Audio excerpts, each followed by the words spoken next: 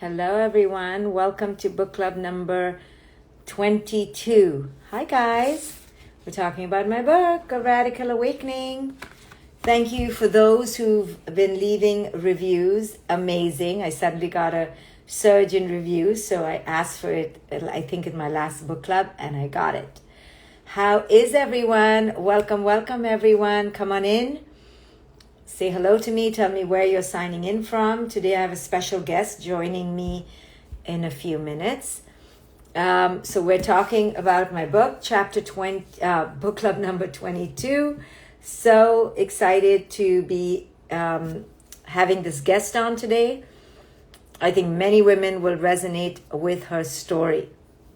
So in this book, I talk about the archetypes and the institutions we've all been, all women been enslaved by. And one of the big ones is this idea of not being good enough, right? And because we don't feel good enough, we feel we need to be in a relationship. And even if the relationship is not amazing for us, we believe we need to be in a relationship. So that relationship then becomes our identity, becomes our sense of worth. And if the relationship is not there, then we crumble. And because our sense of worth is so reliant on the relationship, we don't care if the relationship is not worthy of us. It doesn't matter, right? The signs are all there that this person is not treating you well, but you ignore it. Another reason women especially are enslaved to the cosmetic industry is, again, because we believe we're not good enough. So I've been in a no makeup or very little makeup place, like today, no makeup or very little makeup. And I get comments on my DMs, Dr. Shwali, you're looking very tired. You're looking ill. Are you okay? No man gets comments like this when they're just themselves, because we've been so accustomed to dolling up and accentuating all our features that when we don't, we look sick. Now what to do? Sorry, but it's interesting how the comments are that, oh, Dr. Shefali, you look tired. No, this is my face. Okay.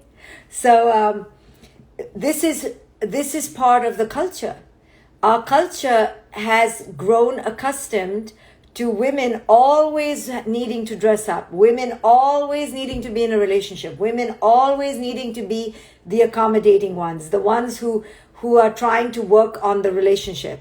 And as long as we keep doing our part, the toxic patriarchy, the toxic masculinity will keep doing its part, right? Because we've been conditioned to be in relationship, or been conditioned to put loads of makeup, or been conditioned to be the peacemakers, that we actually forget who we are in the bargain.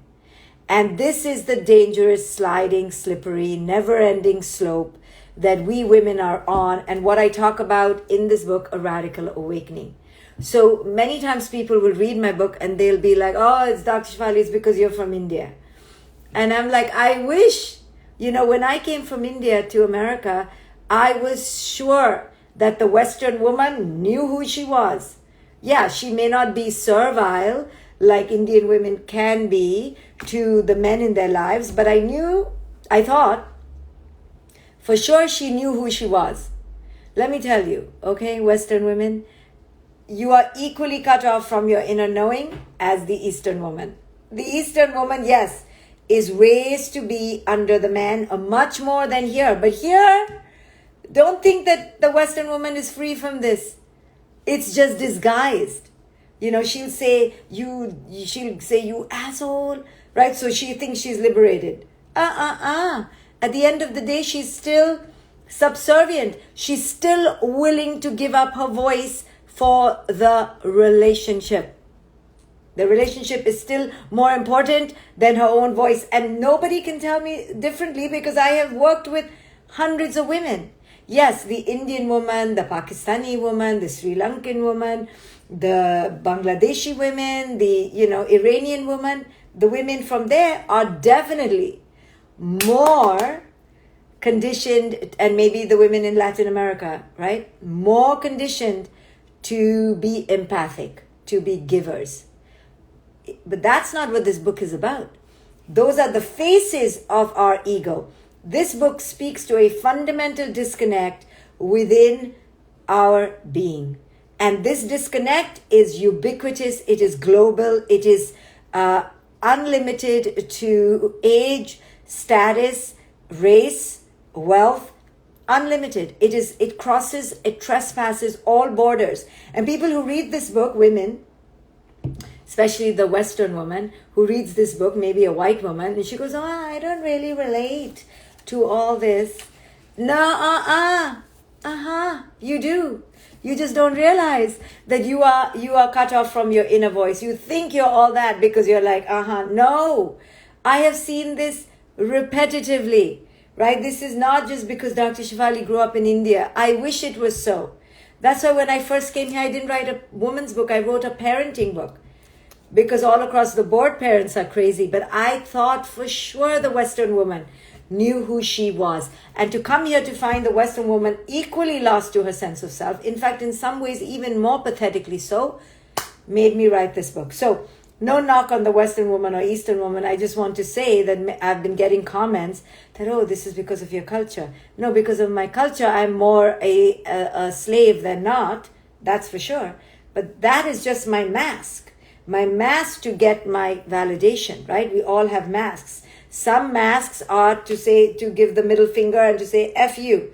That's a mask. It's the mask of the shield, right? Or the mask of the diva. Those are masks. What is underneath the mask is a fundamental disconnect to sense of self.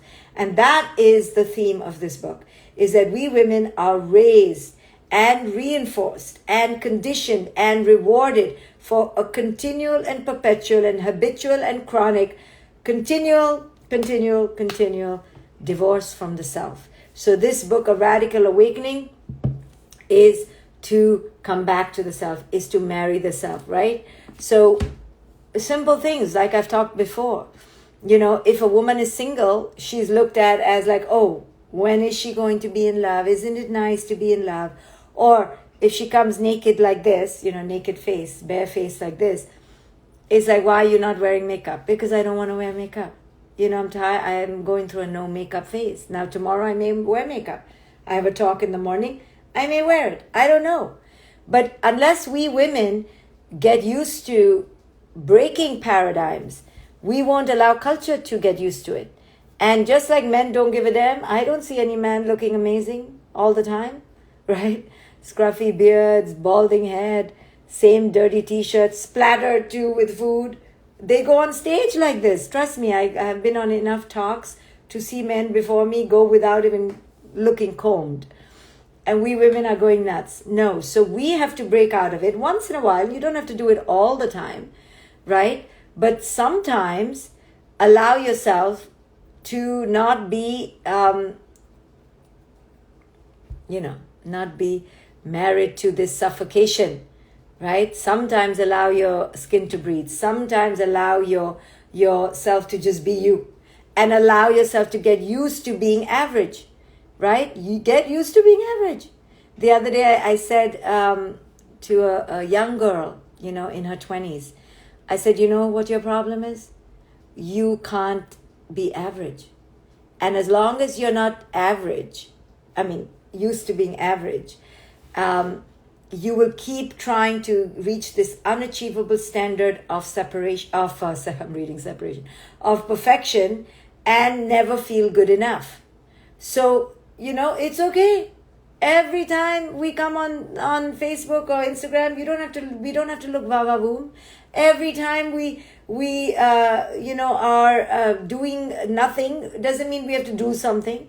Sometimes it's okay to just be in stillness. So until we understand that we women have been trained to be busy, trained to not be okay with average, trained to not be okay with the okayness of the ordinary moment, trained to be in a relationship, trained to be all decked up and looking amazing, until we realize it's brainwashing, and when we participate in it, we are allowing the culture to keep being brainwashed, right? So we're just keeping it going. And who are we trying to impress? I mean, who? Right? So we're trained to be busy, we're trained to be dolled up, we're trained to be in relationship, we're trained to be the ones who are the nurturers, we're trained to always forsake ourselves for the sake of a relationship. We're trained to be the mothers, right? The fathers can abscond, the father can leave, the father can do whatever, but we stay, because that's what good women do. So these are amazing qualities about us, but they can take us into trouble. They can get us into great abysses, because then we become slaves to the same thing. Okay, here's my guest. She's about to come. She is. So today I've called a woman to join me. Once in a while for the book clubs, I join a real life woman who's going to talk about her real life awakening. So I'm waiting for Laura. Let me see.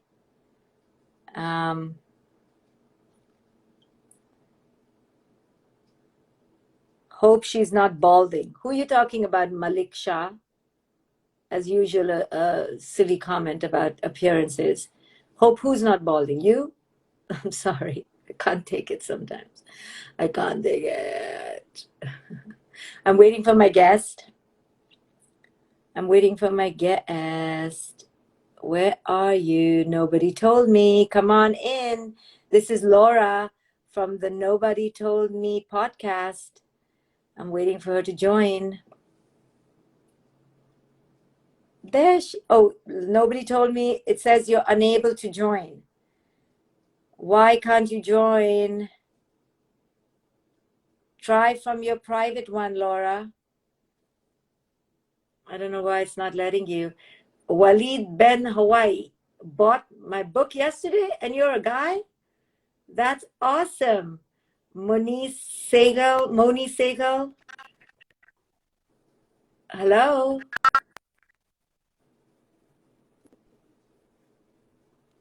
Hello?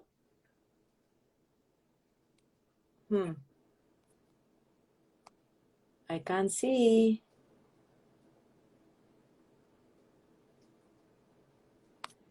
Laura, maybe you joined from your own Instagram. So, yeah, I heard something too. You bought my book on Audible. Someone is there, but I don't see her. It's Christina. Hi, Christina. Okay, wait, guys. No, I think I'm okay.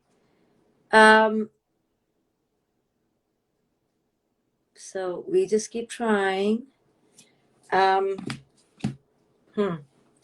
Anyway, hi guys. Hi, Andrea. I got your message.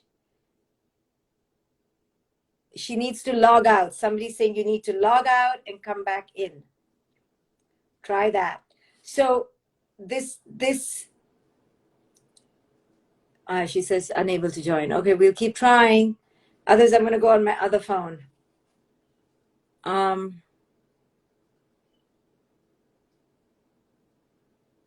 on, have a log out and come back in. Okay, guys.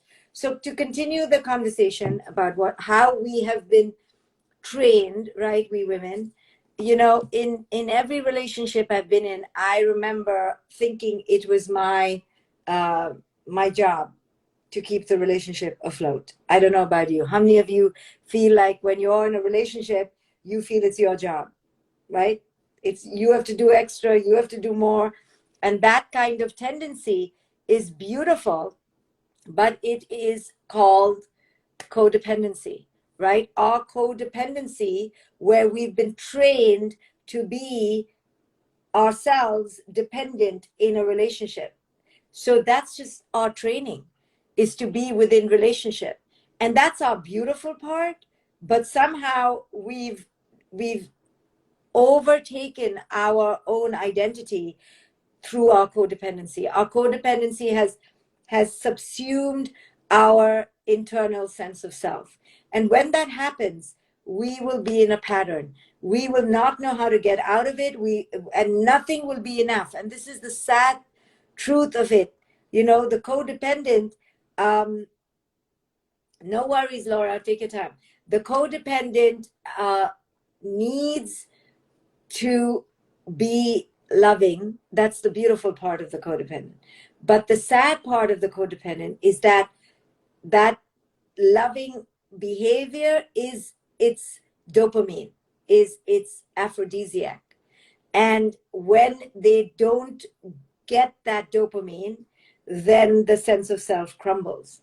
So for any woman out there who understands what I'm talking about, who thinks that a relationship is her job to maintain, a relationship is her job to sacrifice more for, to be pliable, to be accommodating, while that is so beautiful about you, you need to see what is going on in the return. And if it is not coming back, then you are in a codependent stuck cycle. And this is nauseating to accept. It's nauseating to see. But let me tell you, there will be a tunnel of pain that you have to go through. But when you do, you will radically awaken. I never thought I would be able to get out of my toxic cycles in my life where I felt I had to do, be. I had to be all and everything. And I never thought I'd ever escape it. But through intense work, a lot of pain, you come out on the other end, and then you realize that you awaken. This Malik Shah is hilarious. I think you're hilarious. Okay. Can you please request me? I'm requesting you, Laura. No worries.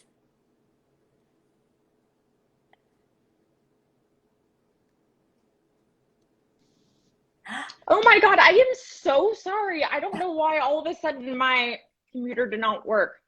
But Hi, here Laura. I am. Hey, how are you?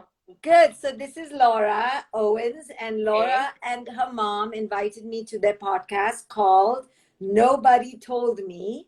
And then I just clicked with Laura, and Laura told me a little bit about how she just came out of an abusive relationship and how somebody on a plane next to her sent her a warning. So Laura, first tell us who you are, what you do, and what happened on that plane ride. What kind of relationship were you in? Because so many women are going to hear this and realize that they may be needing help. So tell us. Exactly. I totally agree. So my name is Laura Owens, and like Dr. Shefali said, I have a podcast, Nobody Told Me, with my mom. And a lot of that was started because of this abusive relationship that I was in. And I was desperately seeking the answers to why this was happening to me and why I was feeling the way that I was feeling. And so it was really helpful to have experts who were able to, kind of explain things. It was like a big therapy session for me, but hopefully it helped other people as well. And when I started the show, I definitely did not say anything about this abusive relationship. I got out of it in 2017, but I've had to renew restraining orders twice, and it's been a part of my life that unfortunately has been hard to fully get over, and I'm not sure I ever really will.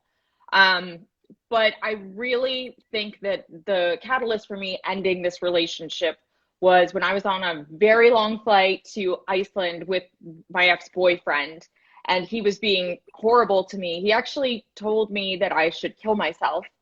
And this woman who was sitting in front of me had no reason to do this, except she was a kind person, and she heard what was going on, and she slipped me a note on a cocktail napkin and told me I was being abused and that this man was just going to continue to hurt me, and I needed to run and get help. And even though I stayed in the relationship a bit longer, that was always in the back of my mind, that somebody had recognized how he was treating me, because he was always so nice to my friends and family. And yeah, that note meant everything to me. So we're going to talk about the dynamics so other women can understand. But yeah, what you're really saying is that when somebody outside, a stranger who has no dibs in the relationship, tells you like, what are you doing? What do Hmm. you understand? This is not Hmm. normal. This is not regular. This should not happen. It like jolts you, you know?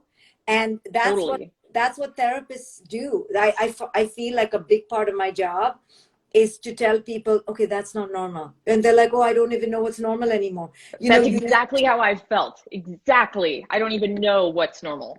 yeah, yeah. I remember somebody telling me once, when I was in an abusive relationship, they said to me, you don't see that you guys are not even speaking the same language, and I give you permission to leave. And she was like a friend, like I didn't even really Hmm. know her very well. So we need sisters paying attention. You know, whenever I see a couple and the woman is crying, my radar goes up because I'm protective. I want to understand. You know, we women want to make the relationships work. So tell us, Laura, why did you stay for so long? Right? Everyone goes, why didn't you just leave? Everybody And says that. they don't, Everybody that says means that. they don't understand. So tell us, why did you stay? Hmm. I felt like I was accountable for why he was treating me that way. And it sounds crazy now because I was extremely kind to him, and I felt like I was the best girlfriend. But when all of that was happening, I just, I don't know. I can't really explain it in the right way because it doesn't really make sense. I know it wouldn't to most people. I just, I really felt it was my fault. Yeah, Uh, this is what we do in a weird way. Okay, and I talk about it in my book. We have a grandiosity about our capacity to change things. mhm. So if we just change ourselves, and we next time don't say that word, and next time don't say it in that tone, and next time don't look like that but look there, and if we just tweak ourselves into a little puppet, we think we can have control and change the situation. It's a Hmm. weird sort of naive magician show we have going on where we think we can just control it all and become little puppets, and Hmm. then the person will change. Hmm. And because we so want the relationship to work, right? Right. And I feel so weird saying this, but I didn't really feel like I deserved more because I thought I was just such a bad person.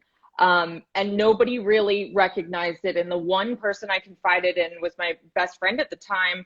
And she asked me that same question. Why didn't I leave?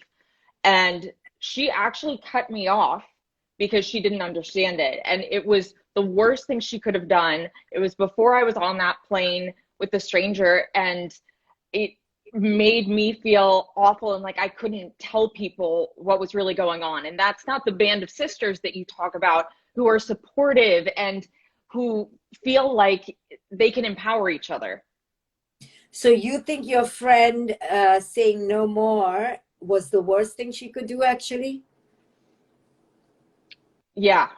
Yeah, that yeah, I do because I I felt like when she was saying she didn't understand why I stayed, it was almost like she thought I was lying. Like, oh, if this was actually happening, she would have left. And like I said, it's so hard to explain why I did, but I was just absolutely, beside myself. And I felt, I couldn't tell anybody else. I couldn't tell my family. He was so wonderful to my family. And I actually sent my mom a text when I was in Iceland, and I said, Mom, I need to go home. He is killing me. Which, he did try to do there, but emotionally he also had broken me. So what did your mom say? She said I'd paid a lot for the trip and I should continue because she had no idea what was going on. I didn't tell her, I think she thought we'd had a fight or something. She had no idea what was going on. She had no idea I was getting, choked to the point and suffocated to the point where I lost consciousness three Yeah, times. And yeah, but it's not her fault, it was I my understand. fault. Right. You know, this is something I always say to sisters, to women. is children and women typically don't lie. If your child comes to you and says someone is hurting them, please believe them. And if a woman says to you, my boyfriend is choking me, or I'm being choked in this marriage, you have to believe. You know what it takes for us to say it out loud? We would never say it because we're conditioned to be the pleaser. So as sisters, the minute someone says that, you need to believe them. And you know, my mother tells us, she told me a story growing up, me and my brother, that when she was feeling unhappy in her marriage, she went to her mother's house. This was in the first year or two, and her mother didn't believe her and sent her back home, you know, and thank goodness. And I, you know, she had me and my brother, but she went through a rough phase and her mother did not believe her. And you know, so at least we all can take away today that if somebody says it once, we believe people, our children or our sisters, and we support them. So how would you have liked your friend to have behaved? Because what if she's trying to wake you up and you're not listening? So she does both, like say, listen, I love you, I'm here for you, but just know he's an asshole. Like how that's what would have been helpful at the time, because I just couldn't confide in anyone. And you know, she saw bruises on me. She could tell what was going on. And when you see that, I mean, I guess I get it as a friend. I mean, if you hadn't been through that yourself, you wouldn't really understand, you know, why. I think I would have asked a friend the same thing, if I'm being honest, if I hadn't been through this myself. So this friend and you are no longer talking? No, I mean, I stayed in the relationship almost another year. But it crushed me. I just felt like I had nobody. And I had this guy telling me, you know, all I wanted was praise. And I was not getting praise from him. And I would do anything to get praise from him. Like this trip to Iceland, I emptied, you know, a savings account to try and, you know, just it pleased him. And that didn't do anything. And when we were on the trip, he told me like, oh, he really hoped that I would come to his wedding with another girl. Just like crazy stuff. And, you know, like the thought of saying that I didn't deserve that didn't really occur to me. Okay. So it did not start off like this. It started off with love bombing. Was he charming? And he swept you off your feet and you were the most beautiful girl in the world in the beginning? Yeah. Oh, totally. Totally. So Yeah. Complete textbook malignant narcissist. Yes, he was absolutely a narcissist, and I think he was a sociopath as well. I mean, he was just horrible to me, and I don't really recognize myself years later, because I have higher standards for myself now. Thank goodness I do, right? But so I think this is the hard thing, that, you know, it's every relationship starts off well. Otherwise, why would we continue? And it's and I tell people, don't count on the first 6 months. Don't count on the first year. It's after the first year that you should start thinking about the relationship seriously, because nothing really shows up till then, because we're showing each other our best sides. We're hiding the parts of us that we're afraid the other will reject. And then the true self, you know, in his case, that's his psychologically unhealthy self shows up. And now you are already mired in the relationship, right? You were in love with him. So you were loyal, you wanted this to work. So let me ask you, when the first few times it began to happen, how did you just say, yeah, obviously he's treating me like this because I'm stupid, or obviously he's treating me like this because I'm ugly? I mean, he used to call you ugly, right? Oh, he called me ugly all the time. I think he mentioned the first time that he did it, that it was something that really turned him on, and I was appalled when he said that. But he was nice to me. He was nice to me after, and I felt like, I mean, I was just shocked, and because I'd never had that happen to me before. But I also, you know, I wanted to please him, you know, and then it just got worse and worse and worse. And I certainly wasn't wanting to go along with it then. And I just don't, like I've tried to block out all of the stuff that happened to me at that point because, I think a part of me still takes some accountability for it, Right. So Um, there's a difference between taking accountability for your allowing the abuse yeah. versus taking accountability for the abuse. Okay. Okay. Like, so if somebody calls you stupid and you didn't say anything, it's not because you're stupid, it's because you didn't take action to stop the abuse. But Hmm. you're making excuses for the abuse. Like, of course he called me stupid because I am stupid. Right. Hmm. I've done that, I Hmm. guess, I wish I hadn't said that. We women typically blame ourselves. If only I didn't say that, if only I didn't wear that, if only I didn't talk to my ex so much, if I didn't flirt so much. We blame Hmm. ourselves, right? So Hmm. we're looking to excuse the bad behavior through a reason, and the Hmm. reason we give is ourselves. We did Hmm. something wrong. Hmm. That is where we go wrong. So taking accountability means, why did I allow myself to take blame? Why did I Right. make excuses for the bad behavior? Right. So what should I have done when it first started, when, he first started to be, he was verbally abusive first. What should I have done so that it didn't go further? It's really hard because the first time you're like, this is only because it was, a blue moon, and Hmm. the stars weren't aligned. So you're not in awareness, you're in disbelief. Hmm. So I would say the first time no one can do anything. Now if he had hit you the first time, then it's that's a behavior that doesn't change, leave. But if it's Hmm. emotional abuse, like put down, degradations for no reason, right? You aren't even fighting. Right. Then you begin to have red flags. And I would say by the fourth, fifth time that you're hearing it clearly, you need to understand that this relationship is going to be a waste of your emotional time. Hmm. But it's very hard to pick up. That's what I was People, gonna say. Why is it so hard to leave? Is it because they were just so good at the they beginning? were so good in the beginning, and they're good at the back and forth bullshit. Hmm. They give you a Totally. rose, they throw 10 stones. They give you a rose, they throw 10 stones. And we Hmm. women want to forgive. We're forgiving creatures in general. Hmm. It's really hard to pick up. People always tell women, oh, you should have just left. I would never allow it. Hmm. That's not fair to say to women. It's Hmm. these are master chess players who've come from a lot of abuse, who use and discard people whenever Hmm. the person doesn't toe their line. These are classic narcissists. It is so hard to go against the narcissist, and I invite women to come to talk to me, take my courses, because you should not feel ashamed for what happened to you. You were a victim of narcissistic abuse.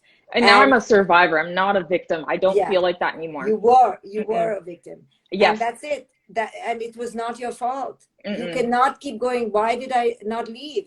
It's because you cannot believe that people are so sick, so Right. pathological. You Because you never haven't met been someone around like him. that. Exactly. I didn't know any better. And it's interesting too, because when I got out of the relationship, well, he started stalking me after the relationship ended. That was a whole nother story. But when I got out of it, I needed to take a full year to try and figure out who I was, because I didn't feel like I was ready to date. Um, and it was like I did have higher standards for myself, but I also like had no idea what made for a successful relationship. And now I know that it's kindness, it's being loving, it's things that should be normal. I know. So looking back on your patterns, were you always a good girl and a people pleaser? Totally. That is exactly who I am, who I was, and everything. Yeah, yeah. I Yeah. grew up wanting not the crazy wedding and ring, but I wanted to be, I wanted to be somebody's wife and be a mother and everything. And I thought that you get that by being nice. I know. And that's the classic woman who falls prey to this. It was not your fault. It was going to happen because there are plenty of narcissistic men and there are plenty of sweet girls like you. So it's very easy for the match. And only life can teach us this. We can blame our mothers. Why didn't you tell me? Uh-uh. you have to go through this, and you've survived it, and you're a Oh, yeah. victor. So you're okay now, and you're helping so many other people through this. Look, you're here today, you're talking about it. But I think for people to understand, number one, if they are people pleasers and conflict avoiders, which is almost all women, almost, they are going to be taken advantage of by people who are predators. And narcissists are predators, but they're very charming predators. So they can be women or men, and they will take advantage of you. And so for you, one of the classes they should teach us in 10th grade is how to recognize a predator. And a Right. predator, God, they need to be teaching that. Seriously, more so than just about anything. I know how to create healthy boundaries, how to say no, how to walk away from a relationship. It's really, we don't learn these life skills in class. So, but I think for people, for themselves to know that they are people pleasers, they are going to attract more predatorial people who will just keep taking. So you have to know that about yourself for the next relationship, and see how much you're getting back, and pay attention moment by moment, and Right. not be afraid to create boundaries in the moment. That's what we missed, right? Well, what kind of boundaries do I need to set? Because I feel like now dating, I want to be super nice because, the right guy deserves it, right? I mean, the right guy does. Not every guy is the horrible boyfriend. They Good. do deserve it, but it's like I do have trouble setting boundaries. I don't know, when he's too quick to tell them I have feelings for them. It's confusing for me. It is very confusing. So I would suggest that, the best way to enter your next relationship is to enter as powerful as possible. Meaning, get in touch with your real power. Like, nobody's going to treat me badly. I don't need to get married. I don't need children. I don't need a man. Until you are complete in your psyche, you will fall prey to, I want this man. He'll make a nice father. He lives in a nice house. And that's when they have their claws on you, in you. So first you have to enter whole. And even then you could be mangled a bit, but you have to enter as whole as possible to be able to walk out without feeling like you left a piece of you with them. You are not here to be in a relationship to give your pieces away. You're here to be in a relationship where you both can be together in wholeness, right? We're not here to and you have so number one is be as whole as possible. Don't need children, don't need marriage, don't need a man. Only then you'll be okay to walk out. And I do feel like that. I've actually had fun not having a man because I've really discovered that I'm powerful and I can spend time on my own. I don't need a guy to entertain me. I can have so much fun. I also have dogs, which is helpful. But that's very good, because you should be able to walk away without need. So if you have your own money, you have your own job, you have your purpose, you have your own place to go, like a friend. The thing that keeps people in abusive relationships is having nowhere else to go, having children, and having no money. Right. These are the standard three things that women, so be careful before you have children and before you get married, because you don't want to be in a situation where you're with the wrong person. That is where most women are tortured, right? So if you're without children, you're not married. So now enter as full as possible so you can leave at any point. And the second thing I would say is look at your tendency to please, look at your tendency to need praise. Because as long as you're hungry for that praise, you're going to overstep and overdo and over please for that praise. So how can you let go of your need to be the good one? Yeah, exactly. I mean, what do I do? Because I don't want to be mean. I mean, I still, I want but see how you love think. and everything. So being the good one, you think that, I'm going to be mean. It's like we good girls don't know how to just be powerful. Right. But what I felt is like by continuing to blame him, and like I said, this really happened for a year. I just was thinking about it all the time, and I thought, I'm giving him the power because I'm thinking about him all the time, and that's on me. That really is on me. I write this here, that as long as you blame your ex, you will be betrothed to them. There's nobody to blame. You were too much of a people pleaser. You attracted a narcissist. It is the standard protocol in the world, okay? People pleasers attract narcissists. Done. You did it because you needed to give. You see, you needed to give, so you had to find somebody who needed to take. You weren't ready to be with someone where you received. You weren't ready to think of yourself as a queen. Now you have to work on thinking of yourself as a queen, and that you don't need a man for any completion or anybody. And I feel like I need to make, radical peace with who he was and who Good. I was. And I need to forgive myself. And I really have forgiven myself because I know what he did wasn't right now. And I thought like the best way to get over it and, really get back at him is to be an advocate, right? Instead of being a victim. It's like, I want to help other girls because I didn't get that help. And I almost died because of it. And, I remember the last time he tried to suffocate me with a pillow, I truly thought to myself, I don't care if I die at this point because I'm just not worth it, Oh, And I you feel for like being so brave. I you know what? And I can't even believe I'm saying that. And I've never admitted that because I know it doesn't make me look good or anything, but I'm sure somebody else could hear this and identify with it and see that there's light at the end of the tunnel and they're going to be okay. And that was what I wanted to hear. I wanted my band of sisters.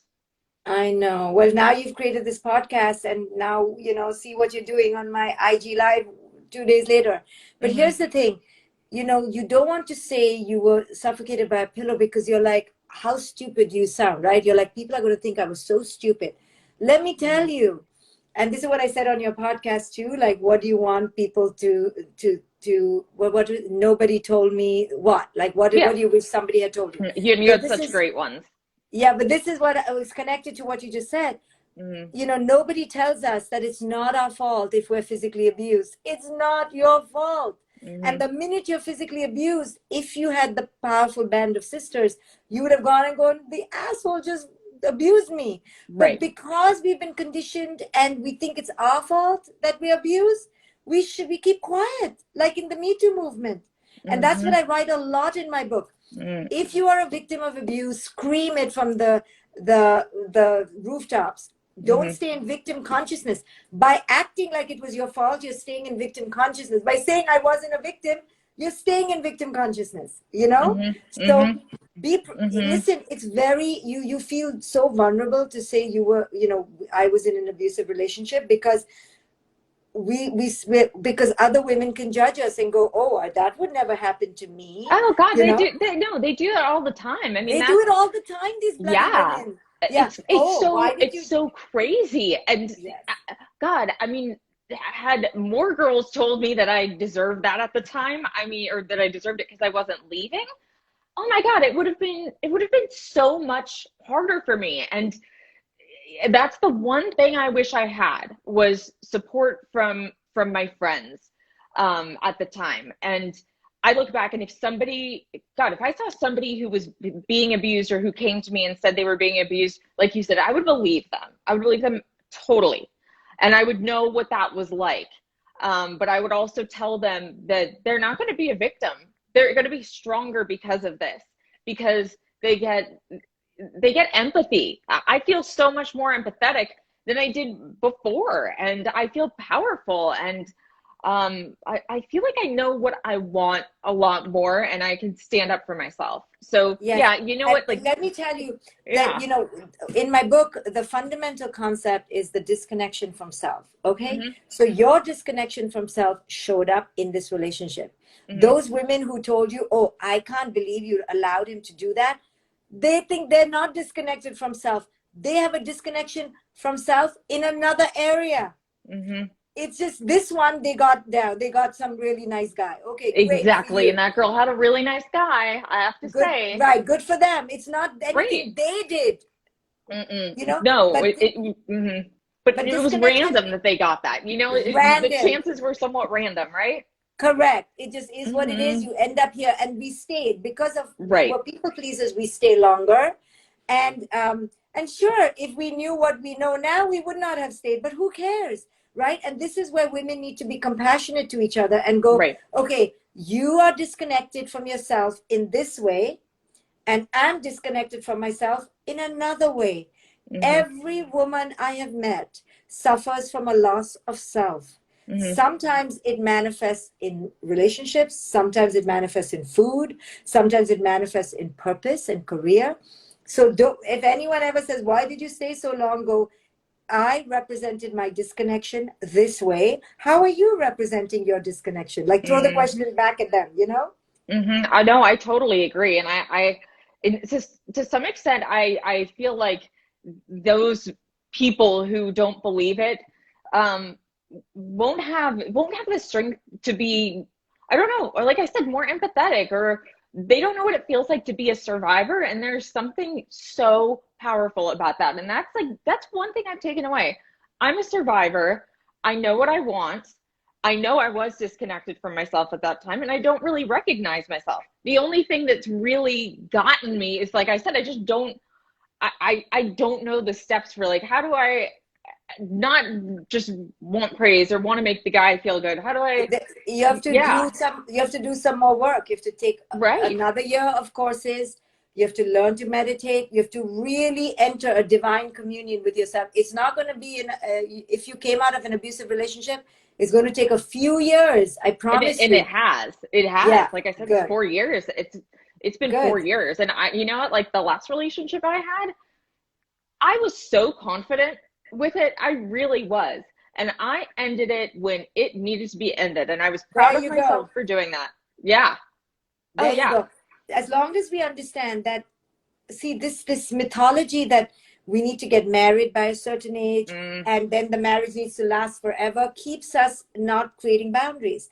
If you let go of that idea, then you will take greater care of yourself. That's why I said, don't need the marriage, don't need the man, don't need the babies. You know, in today's science and technology and adoption, you can get a baby many other ways. So if you take that off the table, now you are looking for a healthy match, a healthy alignment, not a person. Right. Yeah. And you want someone who's going to add to your life and make you a better person and just make you feel like you can conquer the world and do anything. And, you know, I think I felt that before my abusive relationship, and I think I lost it and then it needed to be rebuilt. To an extent, and as crazy as this sounds, forgiving him has actually helped me, because like I said, I don't want to think about him anymore. Right. I want to make peace of it. I don't ever, I don't want to think of him. All I want to think about is helping these girls who were in a similar situation. And, just trying to, when I first said that I was in one of these relationships, I can't tell you how many people came to me and said they'd been in the same thing and it made them feel good that somebody else had been there, and nobody talks about it.